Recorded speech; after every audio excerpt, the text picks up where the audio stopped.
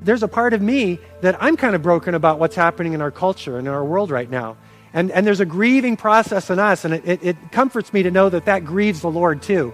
And it comforts me to know that He's going to take care of it.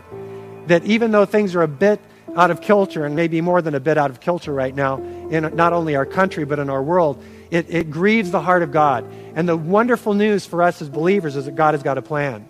And so God grieves over our personal suffering. God grieves over injustice. God grieves over the immorality and the lack of ethics of our country and our culture and even our neighborhoods and sometimes our own lives.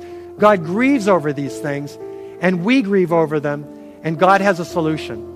And so I want to encourage you that those of you that may be grieving today, is that these things that grieve us, if they're based on sin and the corruption of the world, they grieve the heart of God.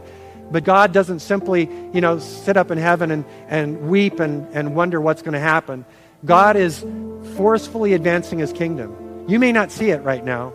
You may not see how your deliverance will come, but your deliverance will come, because God is a God of justice. He's a God of love, but He's also a God of justice, and that's very comforting.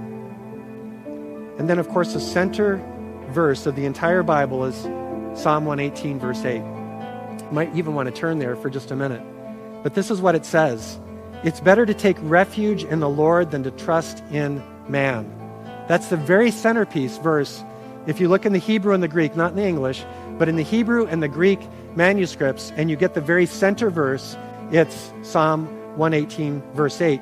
And the very center word of that verse is Yahweh, the Lord. And so we find that at the very center of the Bible is God's name Himself.